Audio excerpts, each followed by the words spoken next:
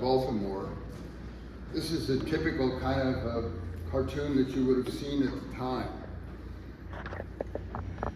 And notice how they had the hardware lined up there. So the Red Scare had a lot of parts to it.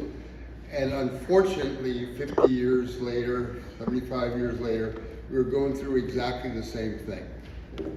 So the Red Scare, though, was not just anti-communist, anti-socialist, but it was used as anti-union, it was anti-Semitic, very much anti-New Deal.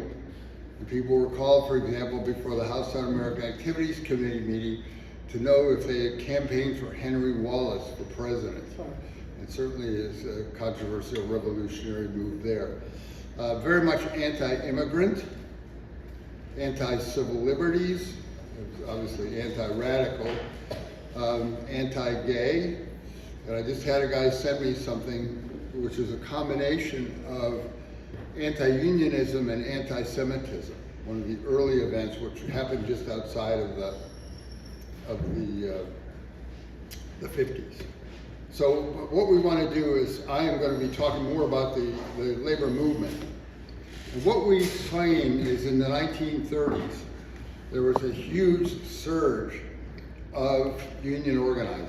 And a lot of it was led by radical people, politically radical people. And millions of workers went on strike, took over the factories. If you're familiar with labor history, the Flint sit-down strike, the guys and girls took over Flint, shot for 46 days to demand recognition from the union. And what happened then is a concession to this movement, and to control it was the federal government passed the National Labor Relations Act, the NLRA, and it's still in existence today. It's administered by the National Labor Relations Board. But it began to, the goal was to control the union movement, and not let it get too far. And so during World War II, the union movement was in suspension. They signed a no-strike agreement. Many of the people who were officers of unions were friendly toward Russia and said, we're on the same side, we're not going to have strikes, we're not going to do anything. But what happened then is, after the war, there were 5 million people who went on strike. And you can see the numbers here: 750,000 steel workers, and that includes people here in Baltimore at Sparrows Point. And I consider Sparrows Point to be Baltimore, so we have any arguments about that, forget it. But 340,000 coal miners, John L. Lewis, the railroad engineers, the electrical workers, the auto workers. And what happens is, there was then a sense among the wealthy people, the ruling class, that we can't have this. Simultaneous to that was Winston Churchill's speech, the announcement of the beginning of the Cold War. And he was supported, of course, he was in Fulton, Missouri, the hometown of Harry Truman, when he announced it. So an iron curtain, and it's designed to create an atmosphere in which it's attacked. What we then see is, almost right after that, and I see you're taking pictures here. If you want a copy of the slideshow, you're welcome to make arrangements to it. But immediately then they started talking about security. And in June of 1946, and I know this is a little bit out of the 50s, but all these people come back. 5 people were fired up at Aberdeen Proving Ground. They had been engineers and statisticians up there and worked. And they were fired, quote, in the interest of national security. And one of the things that was very important is the guy, Harry Specter, was the president of a new public workers union. And he came and they had a demand here, a raise, or negotiations and stuff like that. And so they were fired and sent on their way, partly as a way of trying to break the union. The very interesting guy, Daniel Specter, who was the son of Harry, just sent me an article that he did, which I'll be happy to share, on how this was anti-Semitism as well as anti-unionism and as well as anti-radicalism. I mean, these people were all identified with different radical activities. And if you're interested in reading, and I know you may not want to even listen to me finish before you go out and get the book, but there's a great book called Loyalties. And it's about a man named Jacob Bernstein, who was the local president of the federal government office workers in DC. And the book talks about how he had to take records of grievances and people were being challenged in violation of federal security acts. And he was so worried that the FBI would come and find him that he put the documents under his front porch. And the book is written by his son, Carl Bernstein. And you may have heard the name Woodward and Bernstein. So he has a great history of that. So we see here in 1946, another thing that happens in 1946 is a major political change. And two very famous people get elected for the first time. Joe McCarthy is elected as a senator from Wisconsin, and a man who was actually living in Baltimore, living in Essex, at a naval station. The Republicans could not find a candidate to run in California. And he was legally registered out there, so they said, oh, please, well, all right, I'll talk to Pat. And so he did it, and they got elected. But it was a major turnover in Congress, because for the first time, the Republicans, in partnership with the Southern Democrats, the segregationists, controlled it, and were able to pass legislation based on the idea of protecting American security. The National Labor Relations Act in 1947 was amended, and Senator Taft from Ohio and Congressman Hartley said, we want to break unions down. And so one of the key parts of the Taft-Hartley Act, and if any of you are union activities, you'll know it established the so-called right to work states, the open shop laws, various recommendations. But one of the things that it did was to require that every officer sign an affidavit that they were not now or had never been a member of the Communist Party. And for a lot of people, this was a real challenge, because many of them had been members of the Communist Party and certainly had been sympathetic to it. And what we see then is the conservative officers of many unions start to use this as an opportunity to expel members who are creating rank and file activity in the unions. And what we're seeing is the unions are starting to establish what we call the servicing model, the very much top-down, heavily paid officers and separated from the members. And it's a real change from what it was a number of years ago. And so eventually 11 unions are forced to leave the AFL and the CIO. There was a huge issue, a political issue, and one of the things that became a topic for the House Un-American Activities Committee when they started calling people up about their political beliefs was, did you participate or sign letters or advertisements or anything to oppose the Taft-Hartley Act? And so that a simple political gesture for an act of Congress becomes a subversive activity, a communist conspiracy. So, and of course, all of you who are here tonight, if you get asked by the House Un-American Activities Committee, if you ever attended this meeting, take the Fifth Amendment. But you can see here, Harry Truman, under pressure, vetoed the bill. The Republicans and Southern Democrats overrode it, and it became law, and it's still law today. What you see then is the beginnings of a campaign in 1948. Henry Wallace, a third party, the last real third party challenge. But there was a lot of activity here in Baltimore. People were on the committees trying to get him on the ballot, other people running as progressives. We then see immediately the House Un-American Activities in 1948 publishes a pamphlet 100 Things You Should Know About Communism in the USA. And what they do is they specifically focus on Maryland. And they name the Maryland Communist Party in West Franklin Street here in Baltimore, where the office was. They list these people, and I'm not going to go through all of them, but a couple of them, Phil Frankfeld and Dorothy Bloomberg, we may talk about in a minute. But I put the name Mary Stallcup here in red to draw your attention, because she was a paid FBI agent. And of all the time that she spent, and we're going to see in the first HUAC hearings, she was a star witness and provided like 224 names. So she was there. You don't have to write all that stuff down. Okay, I'll give it to you.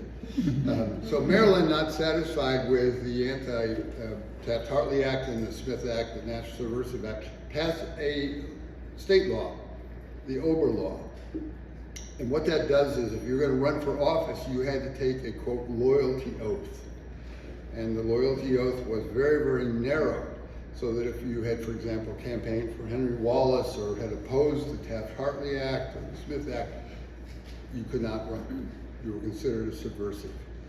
And you can see here the Subversive Activities Act make it a crime to commit acts or advocate acts intended to effect the overthrow of the government of the United States. And it has to do with the loyalty of candidates for public office. And for those of you who've had classes with me before know, I'm always a person that has a lot of type on machines, and people will say, you can't do that on PowerPoint. And I say, yeah, well, try and stop me. Because I like to have the documents. We may not be able to go through all of them, but we will do the best we can.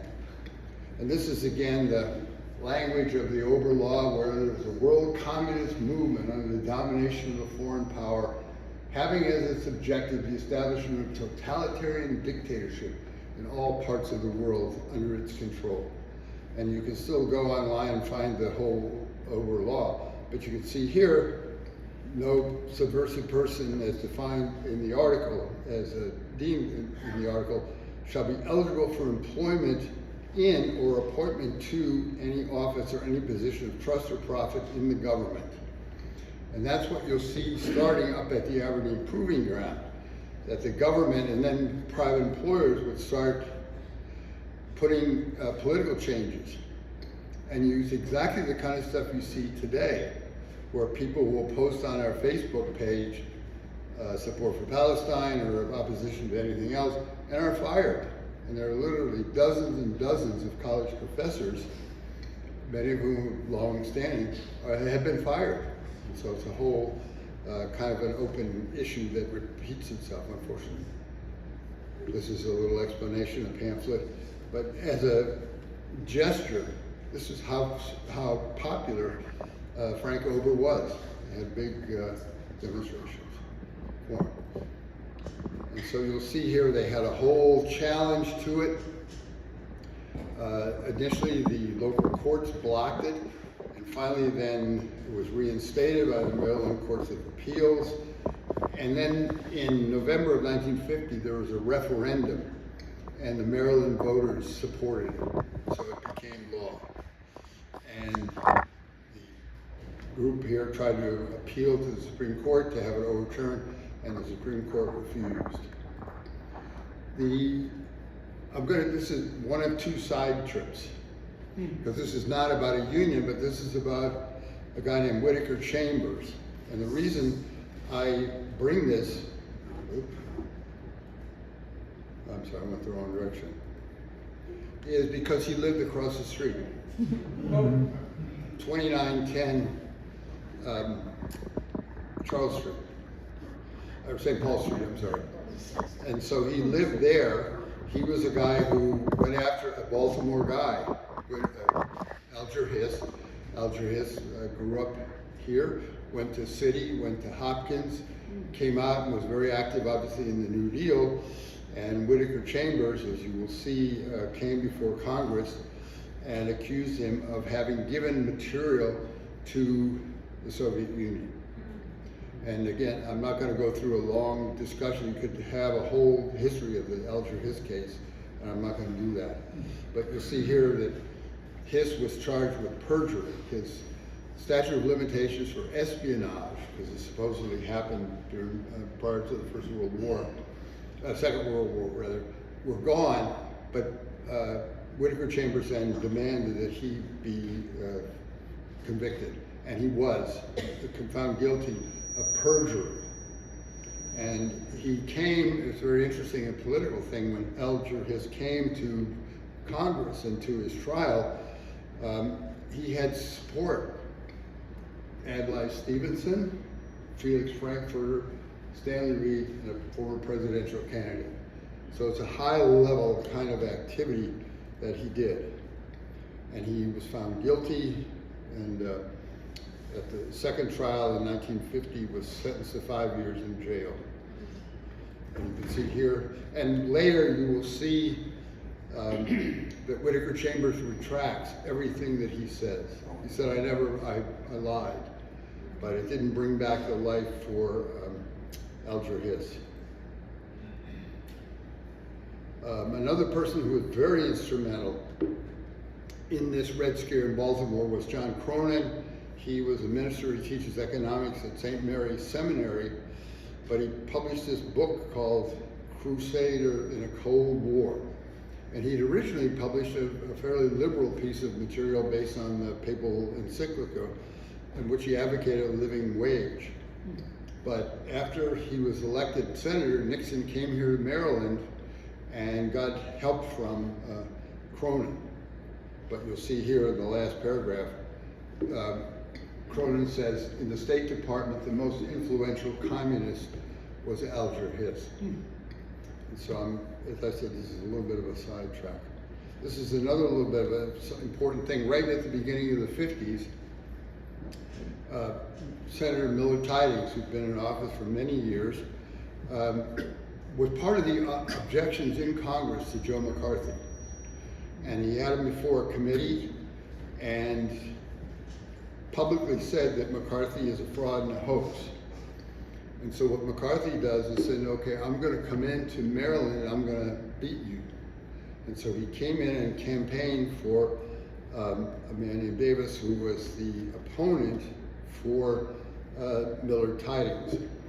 And this is probably the first AI-generated thing, because McCarthy created a photograph which seems to show Millard Tydings with Earl Browder, the president of the Communist Party. The two had never been together, had no contact, but this thing was circulated, 300,000 copies of it. And Tydings lost. Right after that, then, the House Un-American Activities Committee hearing started. And this was down in Washington. And this is looking both at Sparrows Point and at the shipyard down on Key Highway. And one of the things which is really important, there are 3 HUAC hearings. 2 of them are in Washington, but the third one you're going to see was here in Baltimore on TV. So it was an incredible public spectacle. But you'll see here, this goes after people from the Marine and Shipbuilders Workers Union. And they claim, trying to find out if the union is under the control of the Communist Party. And there are some people called before the committee who will be familiar to you. Mike Howard. And Mike Howard was a guy who really had a different name, but was a very active member in the Communist Party and came out and helped organize the Celanese textile factory with George Myers out in Cumberland. William Wood, whose daughter is here, right? Roberta. Aaron Ostrowski, whose mother, no. Yeah, right. What are you, Terry? Sandy. Huh? Sandy. Yeah. Oh, right. Daughter. Daughter. Daughter. So, yeah. And we're going to be talking about both, certainly Aaron Ostrowski, because there's a whole history project going on now about it. But the other ones here are in Candela, a guy Milt Seif, who was called 3 times. And I have, if you look, he mentioned the Sparrows Point books. I have 4 books published of transcripts of interviews with people from Sparrows Point. Milt Seif was one of them. He was a guy who went to 3 Un-American Activity hearings. He was not. Huh? Louder, please. Pardon? Speak louder. Oh, I'm sorry. Okay. Fred. Yeah, it's not the right one for your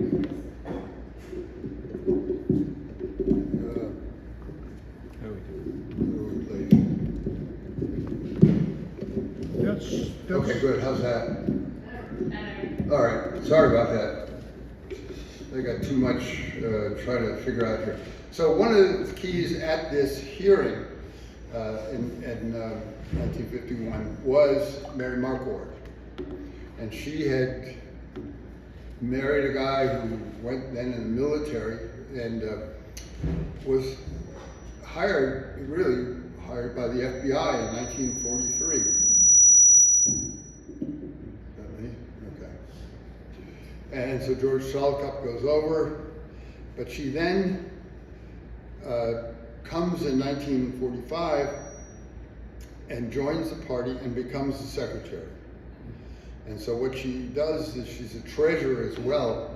So she collects all the dues money, has all the cards, all the information, and is on a regular basis turning it over to the FBI. And what you will see is, if you look at the longer history of the Red Scare, there were real activities in the 1919-1920 period, right after the First World War and after the Russian Revolution. And they were called Palmer raids, and they were doing the same thing of finding people who were sympathetic to Russia and to the revolution. And they hired a young 25-year-old attorney to help them do activities and look for people. And that 25-year-old attorney was named J. Edgar Hoover. And he's now stayed and is running the thing and really an obsession. But you'll see here as Mary Marquardt comes up, she claims that the Communist Party's idea were to send committees into basic industries like the steel industry and the shipyard. And it says here the maritime industry should be a secondary point. These are people she names, and again, Mike Howard, Frank Pinter, and Roy Wood. Very active, Bill Wood. There's another guy, George Myers, who was a full-time labor secretary. And we're going to be talking at the end of this program about a book which just came out about 6 months ago. It's a biography of George Myers, which is really good. The guy used to live here in Baltimore. He's now on the Olympic Peninsula of Washington. He comes back once in a while, but we've had good activities with him. And so Mary Marquardt is this infamous figure. She gives about 240 names. And what you'll see is, if you have any experience with history of the Red Scare, the 2 parts of it are they'll ask you about your personal activities. And most of the people who were called would take the Fifth Amendment or claim the First Amendment to not self-incrimination. But the other part of it was, who else was with you? Will you name names? And so some of the people became very famous. Elia Kazan, for example, is famous for changing and starting to name names. But you'll see here, as I said before, she gets party dates and stuff like that, but people who supported Henry Wallace. And that's not, but when she was done in Washington at this public hearing, people got up and gave her standing applause. And she hears her statement about what needs to be done. I want to say I definitely became convinced during this period that I was doing something that needed to be done, that this was an organization that was a threat to our American form of government. All things come around, however, is several years after Mary was here, J. Edgar Hoover refused to publicly admit that she was on the payroll of the FBI. And so the IRS then came after her for her money that she had earned as a spy.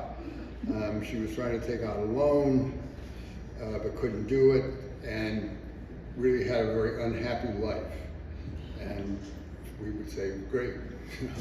But her daughter says, my mother was a great patriot. So this is just a real brief list here of people who were called before the committee, and the ones that I have here with an asterisk are people who were then called again. So it's not just once, but you see here, and as you said, Aaron Ostrovsky, there's an Arkansas Terrace was here, William Wood, Joe Henderson was a long time regular guy. And again, these are just a lot of material here, but you'll see Milt Seif, and we're all called.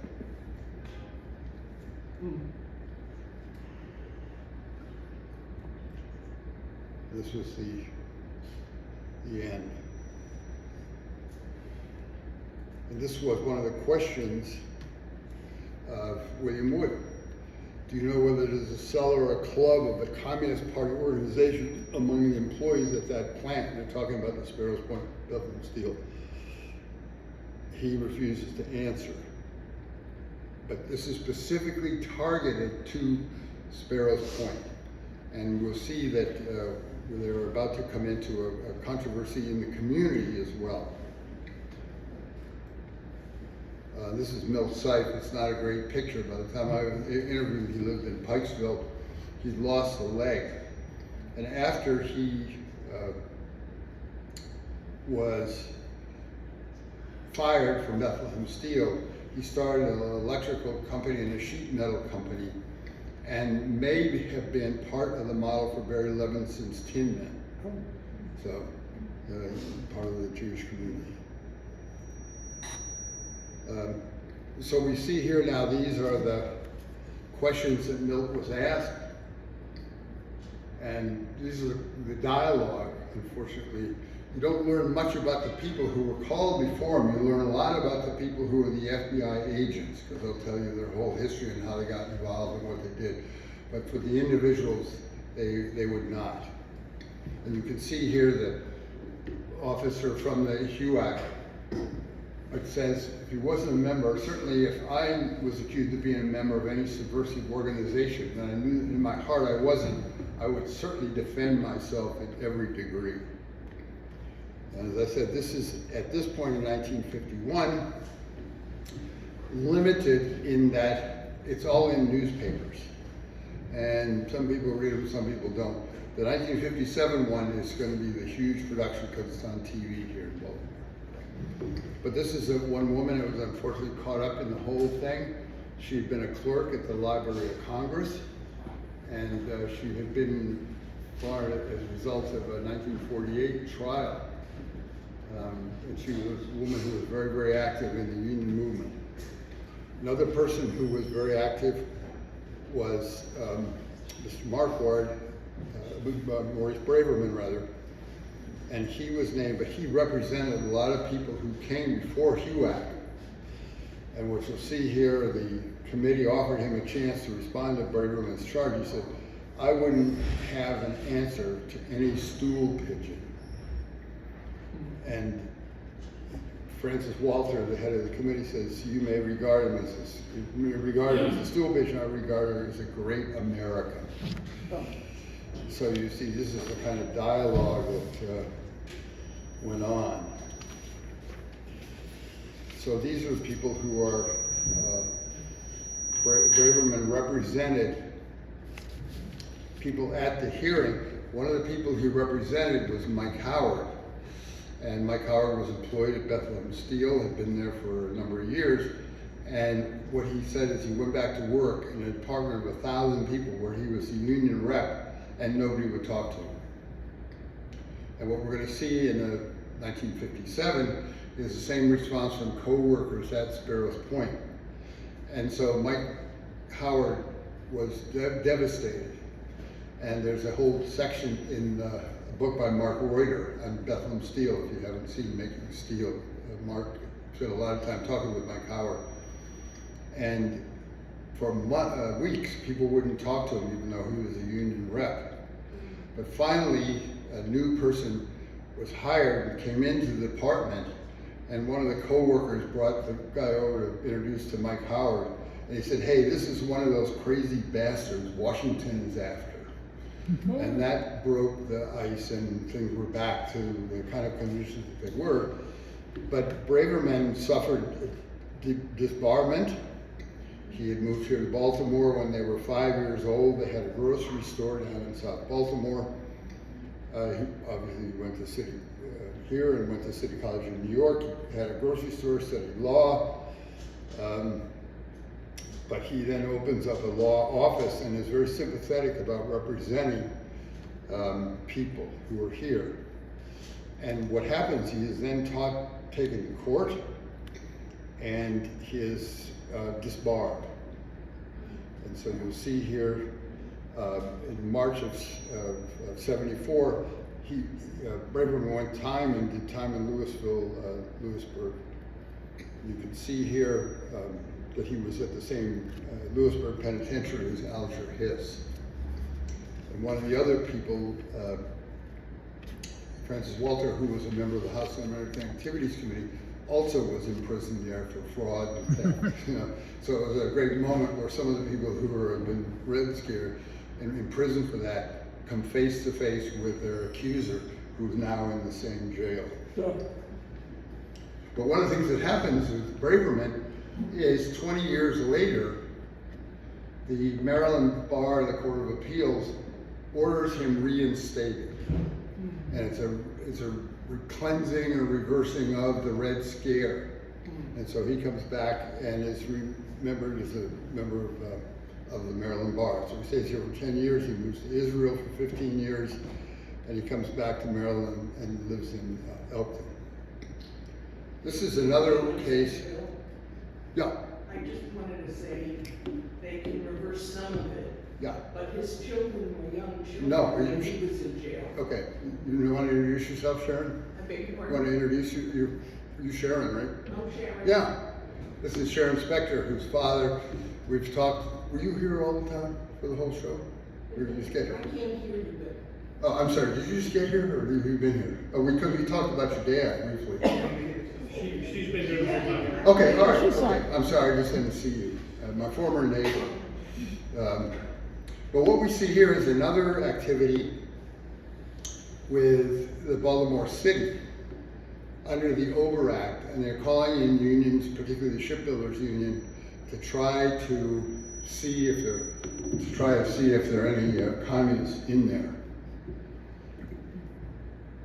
And some of this stuff I'll go through real quickly. These are a story here which talks about Baltimore. This is another side trip. This is a guy who grew up down the street on Stricker Street, Dashiell Hammond.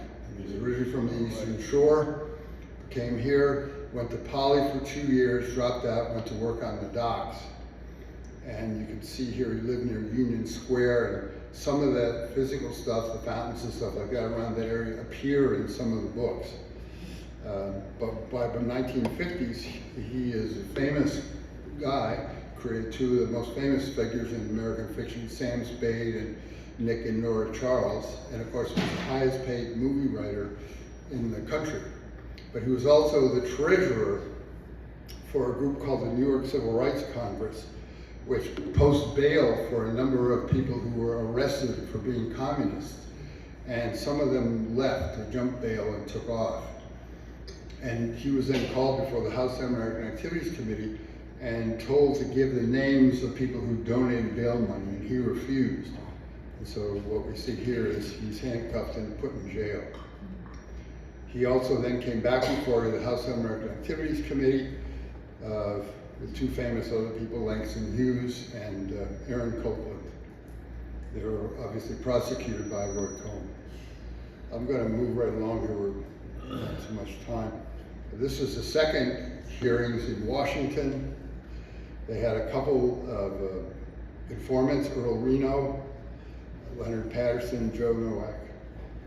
And you can see here is the most important guy is a man named John Hutchinson. And John Hutchinson, they go back, he is now by this time a teacher of religion at Williams College, which is up in Massachusetts. But in the 1930s, he was a minister at Brown Memorial Church here and supported activities like picketing. There was a German boat, the Emden, which came, and there were huge demonstrations, opposing anti-Nazi demonstrations that he was involved in. But they called him here for something that he did 20 years ago. That's how bad they were. Another guy who was involved in that committee was Earl Reno, who was an FBI guy claiming he came to Baltimore as a member of the Communist Party. But they were all the unions, the Siemens Union and things like that, were involved in this kinds of activities. Again, this was stuff in the 1930s. You can see this is an Emden, a cruiser which came to Baltimore. About 2,000 people came to protest it. And they had a speaker, an obscure lawyer named Thurgood Marshall. You may have heard the name, and he was there. And so these are some of the stories about the activity. One of the other guys who was involved in Baltimore was George Myers. He was the head of the Communist Party. He joined it out at Celanese, but was the head of the CIO for the state of Maryland in the 1950s, and then was put in jail. And this, again, is the book that was done. So what we see here is a major event was the HUAC hearings. And remember now, McCarthy has been dead for 4 years. The whole thing is going, but the anti-unionism and the desire to attack the steelworkers was huge. And the steelworkers locals, if you know where they are, the halls down on the corner of Eastern Avenue and Dundalk Avenue, have been going through a huge controversy, partly over the Red Scare and partly over civil rights. Because the guy who'd been the president of the local, John Klusenberg, was a very radical guy. But there was a whole movement in Baltimore County, and eventually becomes the guy who runs for governor, George Mahoney, on your home is your castle. And the steelworkers locals, the contracts were segregated, and so the whole issues of civil rights and recognizing people. And John Klusenberg was in favor of that, and appointing black workers as officers. His opposition, John Rook, absolutely against that. A loyal right-wing guy. As I said, George Mahoney ran in early 60s for governor as your home is your castle, and he lost to that incredible liberal Spiro Agnew. So you can see where the things, what the column were. He was the liberal candidate at the time. Huh? He was the liberal candidate. Yeah, that's right. But one of the things you're going to see here is the incredible publicity that this trial gets. And it's on TV. And so what you'll see in the transcripts is that often the first thing that somebody says when they're called as a witness is, please turn off the TV cameras. So you can get it. The main guy was a guy named Clifford Miller. Lived in my neighborhood on Herring Run Drive, 5 kids, had been to West Virginia, member of the Communist Party, and then decided he would change and became an FBI agent starting in 1952. And literally was at a Communist Party meeting a week before this hearing started, and then went to Carroll Park and gave all the names to FBI agents. And you see a long history in the transcripts of his life and his biography and how he changed his mind. But these are the kinds of things, and at this time some of the newspapers had more than one edition every day, and so you could see changes as the thing goes along. But it becomes a big issue. Let's see if there's...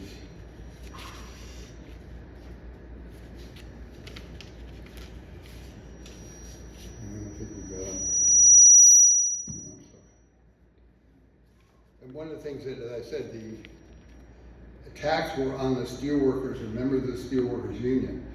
The president, the chairperson of the House American Activities Committee, Francis Walter, publicly says, I am the most pro-union congressperson in the history of the country. So it's not an attack on unions. It was really just a cover. So these are the invocations. You had Irene Barcarga, who worked at Benedict Radio, was a paid FBI agent, and found she couldn't find anybody else down there who was a member of the Communist Party or particularly crazy. But you can see here, this is the level we're at, is that they claimed that the Communist Party had infiltrated the PTAs and the YMCA. I mean, this is serious stuff. It seems funny today, but it wasn't then. What? I said, it seems funny today. No, I know. But it wasn't No. at the time. And she is the daughter of a guy we're going to see right here, Irv Spector, and she's a former neighbor of mine, Sharon Spector. But these are the... Also, my mother told me that woman got it wrong anyway. She went to these meetings and said they were the PTA and Yeah. illegal women voters. Yeah. So she, She had made stuff up. I mean, they had to do it. And as I said, you'll see the names on here, on the next page, I guess, of Irving Spector and William Wood. And this is Irving Spector's daughter. And we saw Irving Spector, one of the guys fired at Aberdeen Proving Ground. And William Wood is a guy who was called several times before the various committees. And there he is. And you can see this is a newspaper special, Irv Spector we just talked about, and William Wood. But this is all in the newspapers. And again, I'm not gonna, you can kind of get a sense of what goes on. And so Francis Walter, the head of the committee, says, all right, I'm gonna have you cited for contempt of Congress because you wouldn't answer. So the hearings were finished. The next day, Irv Spector goes to work on the 8th of May, and allegedly 75 of his co-workers refused to work with him. And so they were then stopped, and the company then docked them all.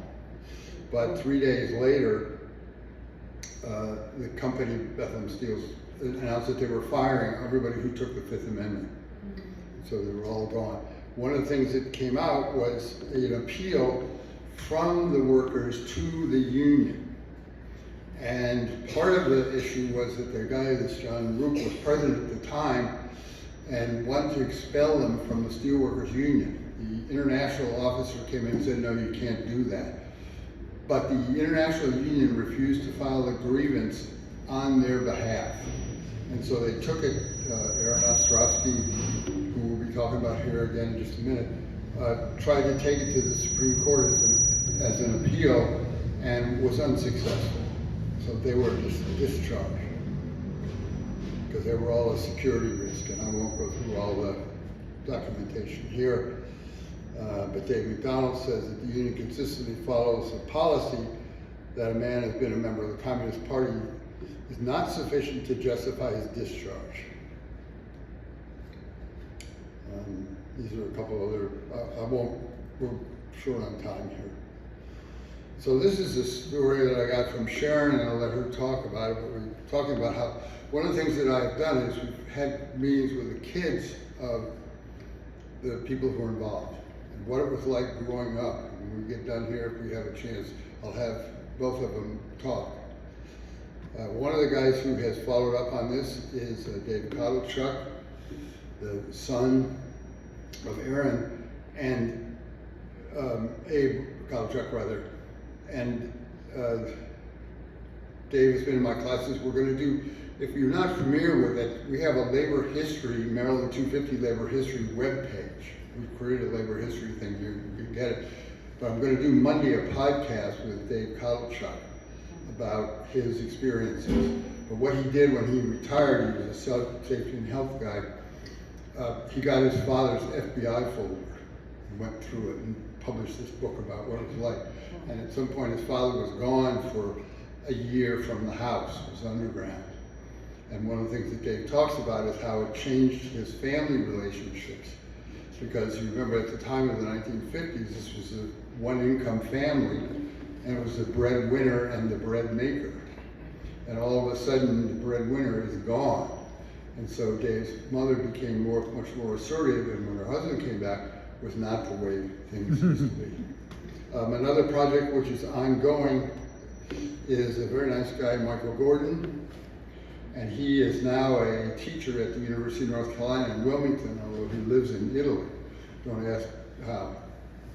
But he found in his family documents, Abe Ostrovsky, when he got fired, Aaron Ostrovsky rather, went to work after several years at Carver Votech. He'd been a welder at Sparrows Point. He got a job at Carver teaching welding and was there for a number of years. A few years ago, Michael was going through family stuff and found handwritten letter in cursive from 3 or 4 of his students, of Aaron's students, to the principal of the college as they were graduating, thanking Mr. O for all that he had taught him and how he was an example to him. And so he is now going to do a documentary, and it's subject to funding, and we don't know where it is. But this is Mike on the left. The guy on the middle is a documentary guy who lives off of Cold Spring Lane. This was at another class I had. But one of the things that was really great was he brought a guy to the class who was a former student. A student, an African-American man, ironically named George Washington. But he still remembers sitting there writing the letter, and the original letter was there. And so Michael is going to be back this year. Carver Votech is having its 100th anniversary. But it's a question of how history is contained. The woman on the left is my next door, one house away, for 30 years, Cheryl Hines. She worked at Carver Votech in the early 60s. And Ostrovsky had lost his hearing for being in a bomber in World War II. And they would have faculty meetings, and the principal would be talking to him, and apparently they said the principal was a real tyrant. And Ostrovsky couldn't hear, so Cheryl would repeat what the principal said in his ear. And so now, Michael, I brought him over to the house, introduced him. He's going to include her in the documentary. So we'll see. So this history is not gone. And I don't know if the 2 daughters want to have anything to say, or what? Why don't we open this up for questions and answers in general? Okay. Let me thank you first.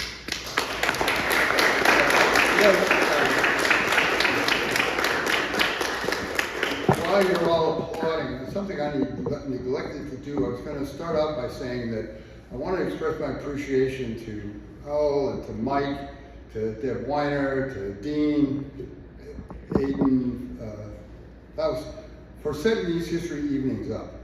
And I think it's really great, and I think we owe them a round of applause.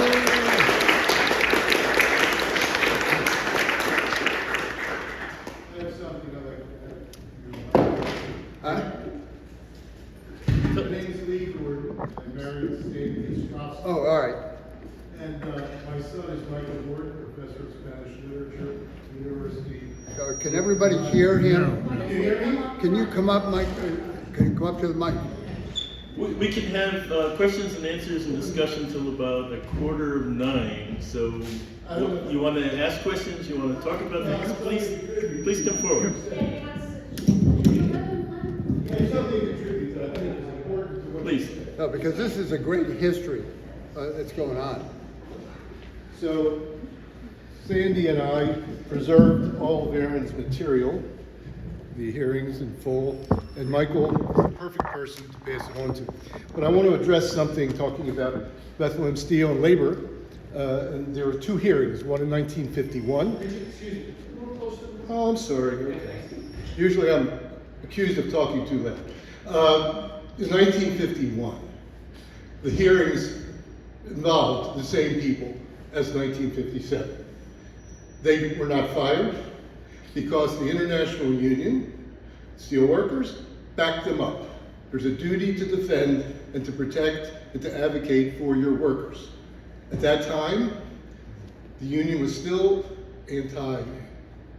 Taft-Hartley was still part of the New Deal, and all of the workers, Aaron Ostrowski and his colleagues, all saved their jobs. By 1957, a Mr. McDonald became president of the union. He was in bed with Eisenhower, Nixon, and the right-wing Taft-Hartley people. And that's why, when the hearings came up, the union, International Union, did not defend them. And I know this personally, because 55 years ago, I took a labor law class at the University of California, Berkeley, from a man named David Feller, who was the law partner to Arthur Goldberg. They were counsel to the International Steelworkers Union. And when he mentioned in the class, there's a famous case about duty to defend, I said, you mean Ostrowski versus Steelworkers? He couldn't believe it. How do you know? I said, well, I think I do for a reason. And we sat and talked. He became my mentor. He was great. He gave me great recommendations. But he was very upset because he had no way of protecting Aaron Ostrowski because he was a lawyer. And the union had changed. And he had a duty to represent the International. And because of that, the case here with Mr. Roselle Thompson and his gang of Roland Park super wasps decided that all these people had no right to keep their job just by asserting their Fifth Amendment right. And I would just tell you that I felt badly for David Feller because he and Arthur Goldberg were very much people that were in favor of civil liberties. But that's what happened. In 51, jobs were kept. 57, gone. Thank you. Good, thank you very much. Great to have you here. Someone else? Go ahead. Yeah.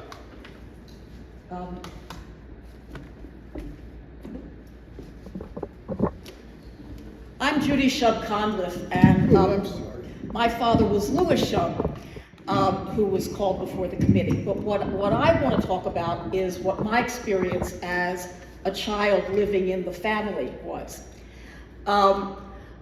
First of all, my mother says, and I was too young, that she was pushing my brother and me in a stroller down our street on Penhurst Avenue, and the FBI is out there taking pictures of her, strolling her toddlers in the, down the street. But one thing that I also remember is that when I was in second grade, I think, and I would have been 7 years old, so it was 1957.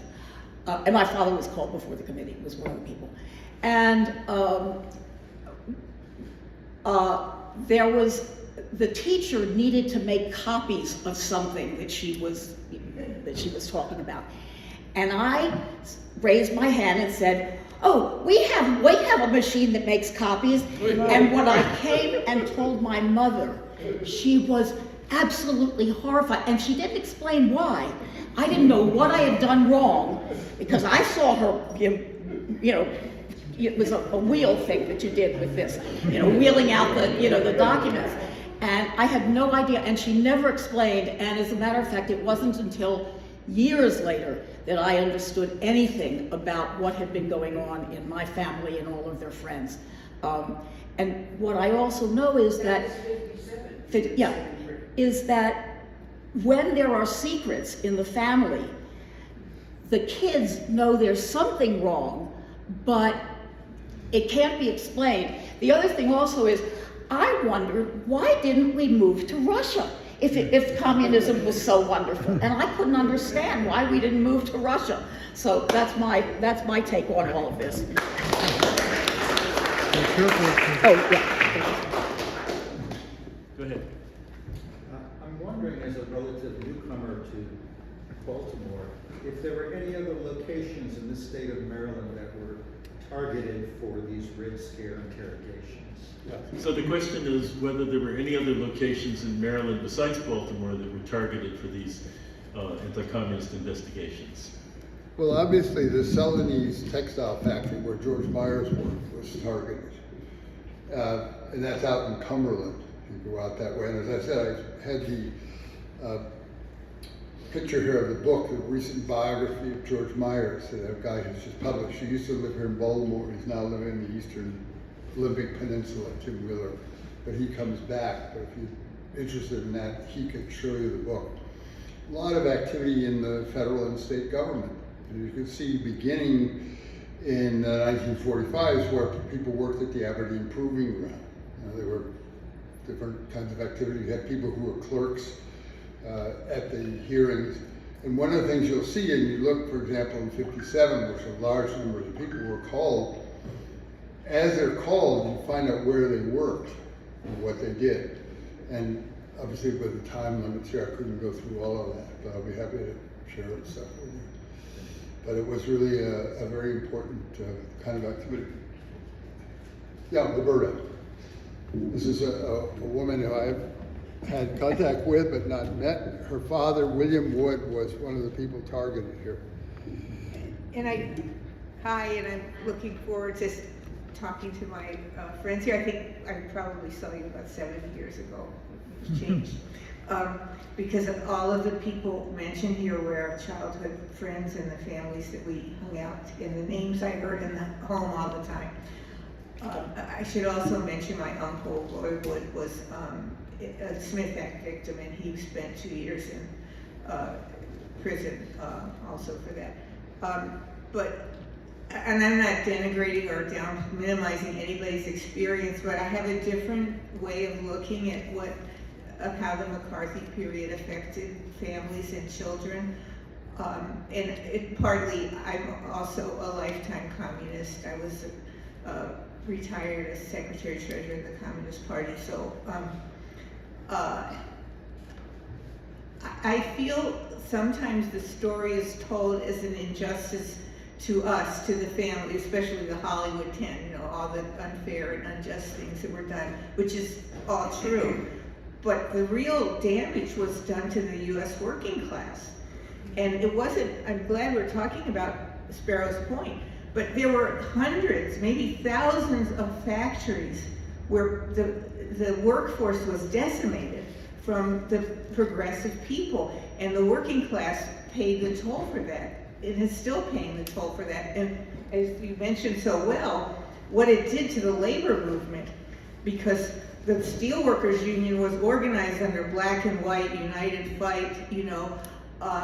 I have some stories I brought with me. My dad, little story. My father wasn't like a big shot. He wasn't well spoken. He wasn't famous. He called himself an ordinary steelworker. But the little things. He was a blast furnace millwright helper. Mr. Parrish, I don't know if any people, yes, but we always called him Mr. Parrish. Yeah, no. But he was known as Charlie Parrish. He was a great leader of the black community who, in those days, black workers couldn't become skilled trade workers. And he fought his way to becoming a millwright, but there was a whole movement behind that included the other workers in the blast furnace, including Joe Henderson and my father, when they had to break into the boss's office and steal the blueprints and give them to Mr. Parrish so he could study them, so he could pass the test. These were, there's another story my father told us about a man named Jesse Reed who lived on the eastern shore of Maryland and was, my dad said he read in the newspaper one morning coming off the night shift that this man was being tried, one of those set up black man for rape, and had already been convicted and sentenced to death. And he went over to Levi's house and woke Levi up because he just worked a double shift, and Levi's neighbor across the street knew the family of that man, and they drove down to the eastern shore and met the family and hooked him up with Mr. Braverman, and then they took it up in their party club. They had a blast furnace club of the Communist Party and fought. They had to put pressure on the NAACP to support this case. Anyway, I can't tell you the whole story, but I think some of the struggles that came out of of the Communist Party and progressive people being in the Union were destroyed. My father said the blast furnace had the highest tonnage rate of anywhere in the country. If the foreman sent somebody home unjustly, they didn't even go to the steward. They just all went into the superintendent's office and sat there. Of course, the steel is setting up in the furnace while they're doing this, So there was a lot of pressure, and they could win their grievance.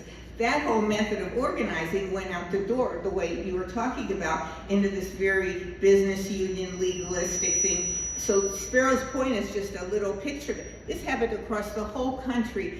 When I joined the Steelworkers Union in 1974, the head of it was I.W. Abel, and he was in the same track as George Meany. They opposed affirmative action. They were against the ERA. They signed a no-strike deal. There was no women on the International Executive Board or black workers.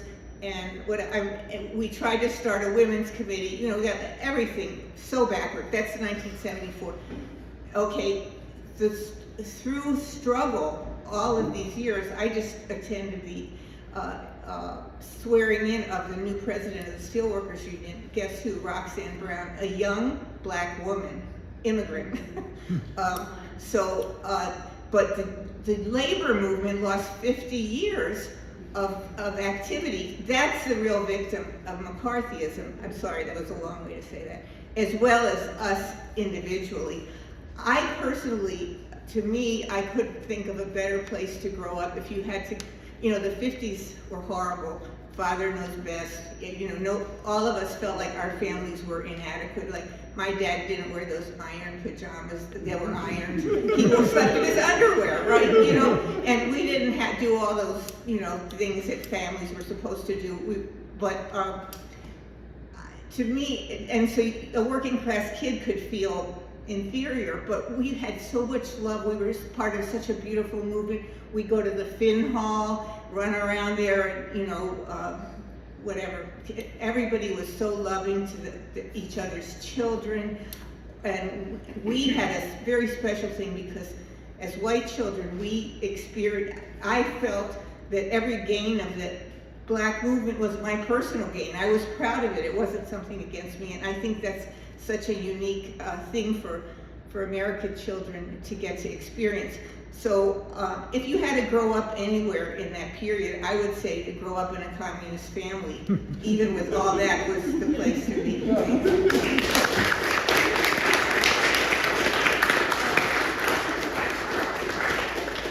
Sharon, you want to say anything? You want to come up here? What year did you move away from Baltimore? 61. So I haven't seen you Right. since I was 13. Anyway, it's lovely to see you, and what I wanted to say, and this is... Do you want to come up here and speak? She's fine. You want to come up here and She speak? doesn't mumble like the men do.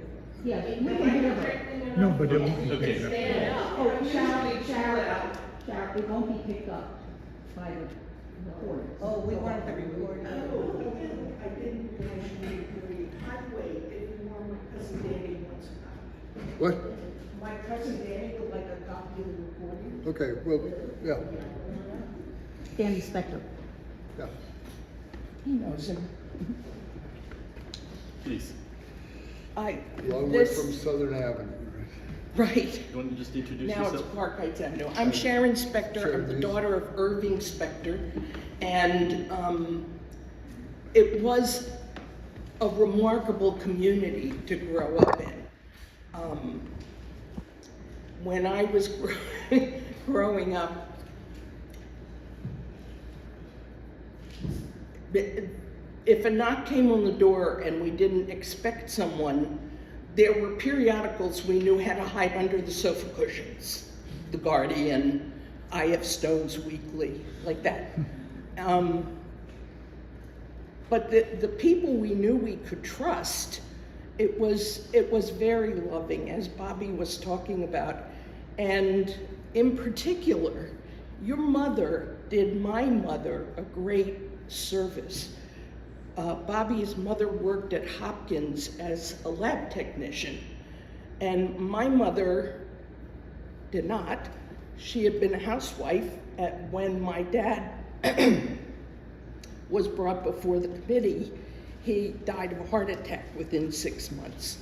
And she barely had a high school diploma, and 3 kids between the ages of 3 and 14. jobs for her were thin on the ground.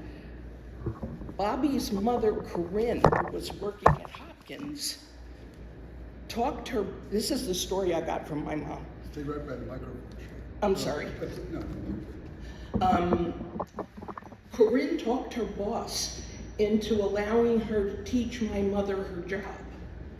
And she worked with her for several months before he moved away. And then my mother worked as a lab technician at Hopkins with a great plus to her self-esteem, not to mention gainful employment. And many years later, in '70, she married her second husband and moved to Washington, and subsequently got a job as a lab tech at Georgetown. So this was, I have a particular fondness for you and your family.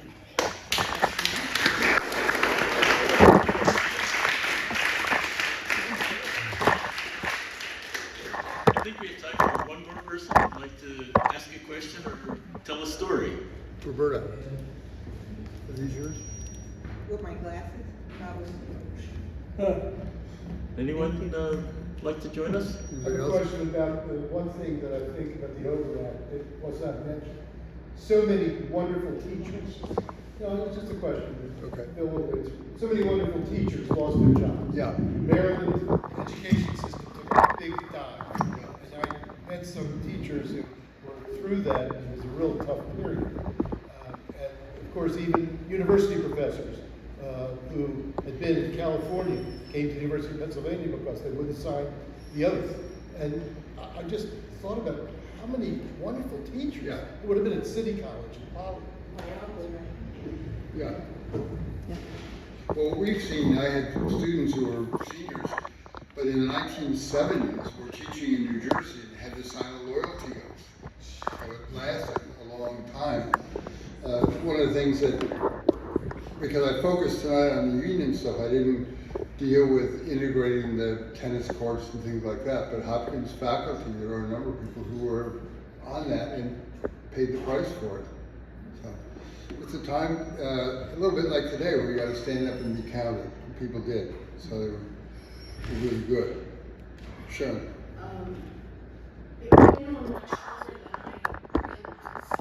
When I was a freshman in college, I dropped out of my English class and had to take it in the summer. And the teacher was a young guy,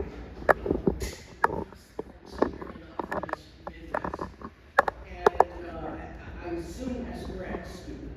And we were doing Death of the Sale, the other one. Like, all my sons. And I, the place where discussion was going on, and I said it was all more aggressive for him to write this during the McCarthy period. And this adorable young man teacher pounds his fist on the desk and said, "Don't say anything about the McCarthy period. You don't know anything about the McCarthy." And so I held it together until the end of the class, and I went up and he said, "You gotta watch me say that." Okay. Yeah. No, I have a question of Bobby, which is that clearly what you've shown is that the capitalist class wanted to get rid of the union movement and the Communist Party.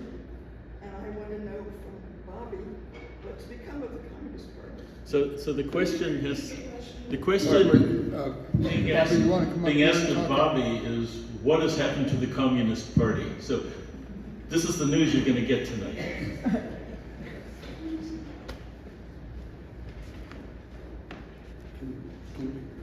Talk right on the microphone. I'm 'cause it sorry. makes it- Yeah. Well, that's a big question. I'd rather put it in even bigger context, like what has happened to our labor movement, our working class movement? And of course, the Communist Party is a part of that, and a lot of young people are moving in that direction and rebuilding. In fact, we're missing there's a competing forum I would love to hear tonight that our newspaper, The People's World, is putting on, where Fred Redmond, the Secretary Treasurer of the AFL-CIO, is speaking. But I'll watch that on tape. Anyway, though, I think the fall of the Soviet Union was I mean, to me, a terrible tragedy. But there was one thing that happened.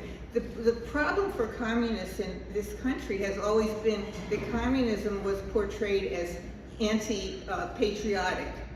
So communists in other countries, you know, like France or Italy, you know, they went through much more repression than we did. I mean, more murdered and jailed and so on. But one thing they didn't experience was being reviled by their own people. And I think that's the hardest thing for people to experience.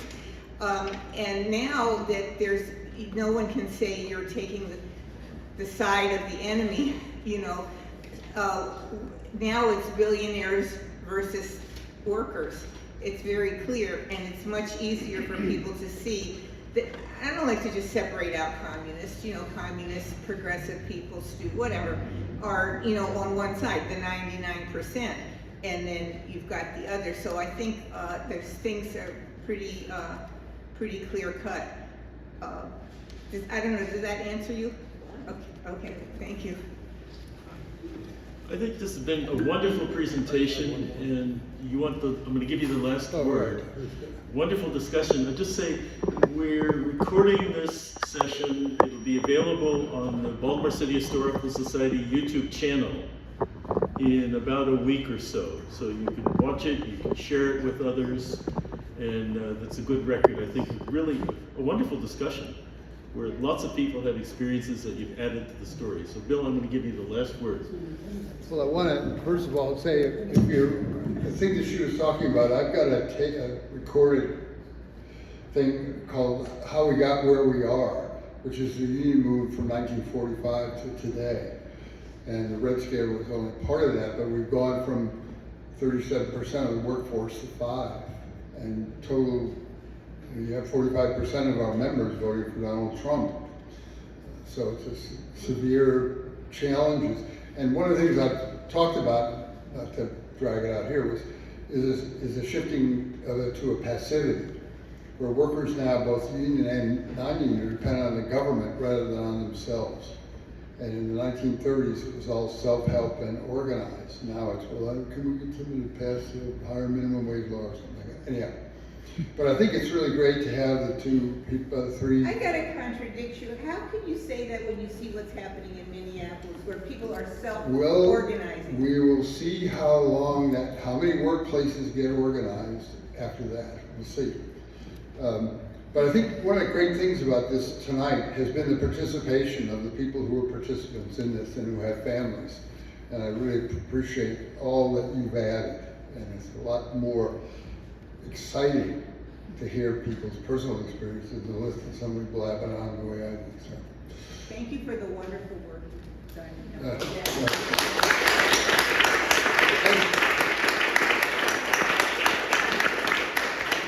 As I said, if you're not from Baltimore, in 2 weeks go on the Baltimore City Historical page and you'll find the recording. And I want to thank all of you for coming and ask you if you could help us with a housekeeping matter. If on your way out you're able to carry your chair to the door, you can help someone stack them up. Thanks very much. It's been a wonderful discussion. Thank all of you for coming, and thank you, Bill. Sure, great.